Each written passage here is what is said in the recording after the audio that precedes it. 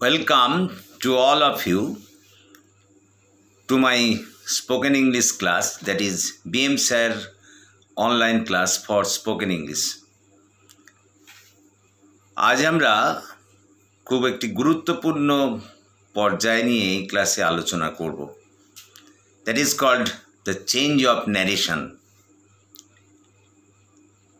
আমরা change of narration বা উক্তি পরিবর্তন আজকে আমরা এই ক্লাসে শিখব। এখন আমরা উক্তি পরিবর্তনের ক্ষেত্রে আমরা যে কথাটি বলবো, আমরা প্রথমে উক্তি পরিবর্তন ব্যাপারটা জেনে নেব। What is change of narration? প্রকৃতপক্ষে উক্তি পরিবর্তন বলতে বোঝায় যে যখন কোনো একজন বক্তা যা বলেছে যদি তার নিজের ভাষাতেই বা তার নিজের কথাতেই সেটাকে রাখা হয়, তাহলে সেটিকে আমরা বলবো প্রত্যক্ষ উক্তি। আবার বক্তার বক্তব্যকে যদি অন্য কারো মারফত বলানো হয়, তাকে আমরা বলবো পরোক্ষ উক্তি। অর্থাৎ ন্যারেশন দুরকম হতে পারে, ডাইরেক্ট ন্যারেশন এবং ইনডাইরেক্ট ন্যারেশন। বক্তার বক্তব্য যখন নিজের ভাষাতেই তা তুলে ধরা হয়, তাকে বলা হয় ডাইরেক্ট ন্যারেশন, এবং বক্তার বক্তব্য যখন অন্য কারো কথায় তুলে ধরা হয়, তাকে বলা হয় পরোক্ষ উক্তি বা ইনডাইরেক্ট ন্যারেশন। এখন আমরা আজ প্রথমে ডাইরেক্ট ন্যারেশন থেকে ইনডাইরেক্ট ন্যারেশনে যাব, অর্থাৎ কিভাবে প্রত্যক্ষ উক্তি থেকে পরোক্ষ উক্তিতে যেতে হয় সেই নিয়মগুলো দেখব। এখন কথা বলি, একটা প্রত্যক্ষ উক্তির বা একটা ডাইরেক্ট ন্যারেশনের দুটো পার্ট আছে। একটা পার্ট হচ্ছে রিপোর্টিং ভার্ব, আর একটা হচ্ছে রিপোর্টেড স্পিচ। অর্থাৎ বক্তা যা বলছে সেই বলা ক্রিয়াটা হলো রিপোর্টিং ভার্ব, আর যেটা সে বলেছে সেটা হলো রিপোর্টেড স্পিচ। যেমন আমরা বলি, Rina said I am drawing a picture. এই রিনা সেড যে অংশটুকু, এটুকুকে আমরা বলবো রিপোর্টিং ভার্ব, এবং I am drawing a picture এই অংশটুকুকে বলবো আমরা রিপোর্টেড স্পিচ। এখন ন্যারেশন চেঞ্জের সময় যখন আমরা ডাইরেক্ট থেকে ইনডাইরেক্টে যাব, তখন এই ডাইরেক্ট ন্যারেশন থেকে ইনডাইরেক্টে যেতে গেলে আমাকে প্রথমে রিপোর্টিং ভার্বের টেন্স বিচার করতে হবে, কারণ রিপোর্টিং ভার্বের টেন্স অনুযায়ী রিপোর্টেড স্পিচের টেন্স পরিবর্তিত হবে। তাহলে আমরা যখন ডাইরেক্ট ন্যারেশন থেকে ইনডাইরেক্ট ন্যারেশনে যাচ্ছি, মানে প্রত্যক্ষ উক্তি থেকে পরোক্ষ উক্তিতে যাচ্ছি, তখন আমাদের মনে রাখতে হবে যে ডাইরেক্ট যে ন্যারেশন মানে তার দুটো অংশ, একটা রিপোর্টিং ভার্ব আর একটা রিপোর্টেড স্পিচ। এই রিপোর্টিং ভার্বের টেন্স অনুযায়ী রিপোর্টেড স্পিচের কিন্তু টেন্স পরিবর্তিত হবে।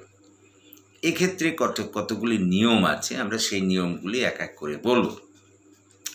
কেস নাম্বার 1 বলা হচ্ছে, রিপোর্টিং ভার্ব যদি প্রেজেন্ট কিংবা ফিউচার টেন্সে থাকে। মাইন্ড ইউ, রিপোর্টিং ভার্ব যদি প্রেজেন্ট কিংবা ফিউচার টেন্সে থাকে, তাহলে রিপোর্টেড স্পিচের টেন্সের কোনো পরিবর্তন হবে না যখন আমরা ডাইরেক্ট থেকে ইনডাইরেক্টে যাব।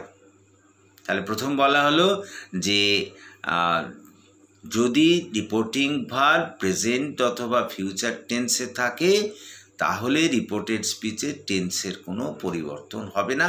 রিপোর্টেড স্পিচ যে টেন্সে ছিল সেই টেন্সেই চলে থাকবে। যেমন রিনা সেজ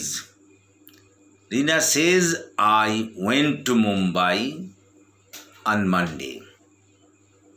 তাহলে সেক্ষেত্রে হবে Rina says that she went to Mumbai on Monday। লক্ষণীয় বিষয় হলো এই রিনা সেজ এটা প্রেজেন্ট টেন্সে আছে, রিপোর্টিং ভার্বটা প্রেজেন্ট টেন্সে আছে। সেই কারণে রিপোর্টেড স্পিচের যা টেন্স ছিল সেই টেন্সেই থেকে গেছে। তাহলে আমরা প্রথম যে নিয়ম শিখলাম সেটা হচ্ছে যে রিপোর্টিং ভার্ব যদি প্রেজেন্ট অথবা ফিউচার টেন্সে থাকে, তাহলে রিপোর্টেড স্পিচের টেন্সের কোনো পরিবর্তন হবে না। যেমন এই বললাম, আর একটা উদাহরণ আমরা নিতে পারি, যেমন Rina will say I did the work on Monday. তো Rina will say that she did the work on Monday. এখানে ওই একই কথা, রিপোর্টিং ভার্ব আছে ফিউচার টেন্সে, সেই কারণে রিপোর্টেড স্পিচের টেন্সের কোনো পরিবর্তন হলো না। যা রিপোর্টেড স্পিচ ছিল সেটাই থেকে গেল, শুধু সংযোজক হিসেবে দ্যাট দিয়ে যুক্ত করা হলো, আর ওই কর্তার পরিবর্তন হলো। সেটাও আমরা শিখব, পার্সন চেঞ্জের নিয়ম সেটাও শিখব, কিন্তু এটা আগে প্রথম নিয়মটা আমরা টেন্সেরগুলো করে নিই। 1 নম্বর হচ্ছে নিয়ম যে রিপোর্টিং ভার্ব যদি প্রেজেন্ট অথবা ফিউচার টেন্সে থাকে তাহলে রিপোর্টেড স্পিচের টেন্সের কোনো পরিবর্তন হবে না। 2 নম্বর নিয়ম বলা হচ্ছে যে রিপোর্টিং ভার্ব যদি পাস্ট টেন্সে থাকে, রিপোর্টিং ভার্ব পাস্ট টেন্সে, আর রিপোর্টেড স্পিচ প্রেজেন্ট মানে অথবা ফিউচার টেন্সে আছে। রিপোর্টিং ভার্ব হলো পাস্ট টেন্সে আর রিপোর্টেড স্পিচ প্রেজেন্ট অথবা ফিউচার টেন্সে আছে, তাহলে সেক্ষেত্রে কি করে আমরা চেঞ্জ করব? এক্ষেত্রে নিয়ম হলো যে রিপোর্টিং ভার্ব যদি পাস্ট টেন্সে থাকে এবং রিপোর্টেড স্পিচ যদি প্রেজেন্ট অথবা ফিউচার টেন্সে থাকে, তাহলে সেক্ষেত্রে আমাদের মনে রাখতে হবে যে রিপোর্টেড স্পিচের যে সাহায্যকারী ক্রিয়া থাকবে সেই সাহায্যকারী ক্রিয়ার পাস্ট রূপ করতে হবে। রিপোর্টেড স্পিচে যে সাহায্যকারী ক্রিয়া থাকবে অক্সিলিয়ারি ভার্ব, তার পাস্ট রূপ করতে হবে। আর যদি সাহায্যকারী ক্রিয়া না থাকে তাহলে মূল ক্রিয়ার পাস্ট রূপ করতে হবে। আমি আবার বলি, রিপোর্টিং ভার্ব যদি পাস্ট টেন্সে থাকে এবং রিপোর্টেড স্পিচ যদি প্রেজেন্ট অথবা ফিউচার টেন্সে থাকে, তাহলে সেক্ষেত্রে রিপোর্টেড স্পিচের যে সাহায্যকারী ক্রিয়া থাকবে তার পাস্ট রূপ করতে হবে। আর যদি রিপোর্টেড স্পিচের কোনো সাহায্যকারী ক্রিয়া না থাকে তাহলে সেক্ষেত্রে মূল ক্রিয়ার পাস্ট রূপ করতে হবে। আমি একটা উদাহরণ দিই, যেমন Harish said I will go to Kolkata. Horish said I will go to Kolkata. Horish said reporting verb past টেন্সে আছে, আর reported speech I will go to Kolkata এটা ফিউচার টেন্সে আছে। তাহলে আমাদের নিয়ম অনুযায়ী রিপোর্টেড স্পিচের সাহায্যকারী ক্রিয়ার পাস্ট রূপ হবে। উইলের রিপোর্টেড স্পিচে উইল হচ্ছে সাহায্যকারী ক্রিয়া, তাহলে তার পাস্ট রূপ হবে উড। তাহলে Harish said that he would go to Kolkata.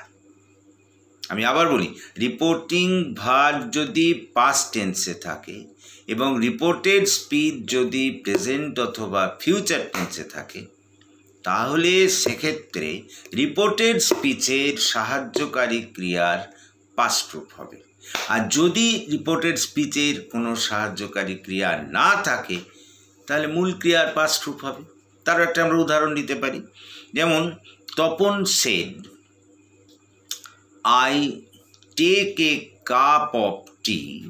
Tapan said I take a cup of tea in the afternoon. তাহলে লক্ষ্য করো, তপন সেড এটা পাস্ট টেন্সে আছে, আর I take a cup of tea in the afternoon এটা প্রেজেন্ট টেন্সে আছে, কিন্তু কোনো সাহায্যকারী ক্রিয়া নেই। অতএব ওই মূল ক্রিয়ার পাস্ট রূপ হবে, টেকের পাস্ট রূপ হবে টুক। তাহলে Tapan shed that he took A cup of tea in the afternoon. তাহলে আজ আমরা দেখলাম দুটো নিয়ম। প্রথমে বললাম যে রিপোর্টিং ভার্ব যদি প্রেজেন্ট অথবা ফিউচার টেন্সে থাকে তাহলে রিপোর্টেড স্পিচের তার টেন্সের কোনো পরিবর্তন হবে না। হ্যাঁ, যেমন সংযোজক দ্যাট বসাতে হয় বা পার্সন চেঞ্জ হবে, কিন্তু টেন্সের কোনো পরিবর্তন হবে না রিপোর্টেড স্পিচে যদি রিপোর্টিং ভার্ব প্রেজেন্ট অথবা ফিউচার টেন্সে থাকে। 2 নম্বর বললাম, রিপোর্টিং ভার্ব যদি পাস্ট টেন্সে থাকে আর রিপোর্টেড স্পিচ যদি প্রেজেন্ট অথবা ফিউচার টেন্সে থাকে, তাহলে সেক্ষেত্রে নিয়ম হলো রিপোর্টেড স্পিচে যদি সাহায্যকারী ক্রিয়া থাকে তাহলে সেই সাহায্যকারী ক্রিয়ার পাস্ট রূপ করতে হবে। আর যদি কোনো সাহায্যকারী ক্রিয়া না থাকে তাহলে সেক্ষেত্রে মূল ক্রিয়ার পাস্ট রূপ করতে হবে। এই দুটো নিয়মই আজকে আমরা করলাম। এই দুটো নিয়ম আজ থাক, আমরা পরে আবার পরের নিয়মগুলো করব। হ্যাঁ, আরও একটা কথা বলে রাখি, আমরা এখন ওই যে রিপোর্টিং ভার্ব সেইডই রাখছি, এর আমরা পরে দেখব অ্যাসার্টিভ সেন্টেন্সে এই রিপোর্টিং ভার্বের জায়গায় টেলকে ব্যবহার করা হয় সেই পরিবর্তে, but that will see later on. আগে আমরা টেন্সের ব্যাপারটা ক্লিয়ার করে নিই। প্রথম হলো যে আজকে শিখলাম রিপোর্টিং ভার্ব যদি প্রেজেন্ট অথবা ফিউচার টেন্সে থাকে তাহলে রিপোর্টেড স্পিচের টেন্সের কোনো পরিবর্তন হবে না।